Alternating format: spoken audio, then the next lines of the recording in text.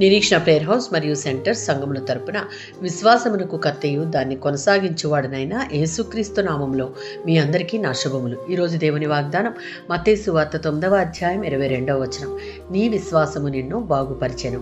దేవుని యందు విశ్వాసం ఉంచడంలో ఉన్న ప్రభావమును ఈ వచనంలో మనం చూడవచ్చు. ఈ దృష్టాంతం ద్వారా దేవుడు తన స్వభావం ప్రకారం చేస్తాడని విశ్వసించడం, వ్యక్తిగా ఆయనపై కలిగిన నిబ్బరాన్ని కూడా మనం చూడవచ్చు. విశ్వాసం మనలను బాగు చేసే దేవుని యొక్క సన్నిధిలోనికి నడిపిస్తుంది.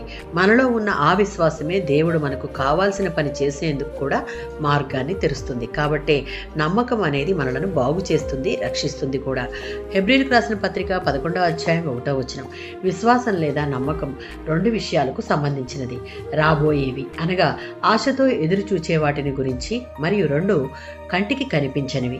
దేవుడు ఈ రెండు విషయాలను సంబంధించినటువంటి వాగ్దానాలను చేశాడు. ఇది హృదయానికి నిశ్చయతను కలుగజేస్తుంది. నమ్మకం అంటే చీకటిలోకి దూకడం కాదు, వెలుగులోకి దూకడమే. గాలి మెడలు కట్టడం కాదు, దేవుని వాక్యంలోని బలమైన రుజువులపై అది నిలిచి ఉంది. నిజమైన విశ్వాసం కలిగి ఉన్నవారు బైబిల్లో వెల్లడి అయిన సత్యాన్నే నమ్ముతారు. హెబ్రీయులకు రాసిన పత్రిక 11వ అధ్యాయం 6వ వచనం. నమ్మకం లేకుండా దేవునిని సంతోషపెట్టడం అసాధ్యం. అపనమ్మకం అనేది మనిషికి దేవునికి మధ్య ఉండవలసిన సంబంధాన్ని సమూలంగా నాశనం చేసే ఒక భయంకరమైన పాపం. దేవునిపై మనం ఉంచే విశ్వాసం రెండు విషయాలను వెల్లడి చేస్తుంది. బైబిల్లో వెల్లడి అయిన దేవుడు ఉన్నాడని, రెండు హృదయపూర్వకంగా ఆయనను వెతికే వారికి దేవుడు ప్రతిఫలం ఇస్తాడు అని తెలియజేస్తుంది.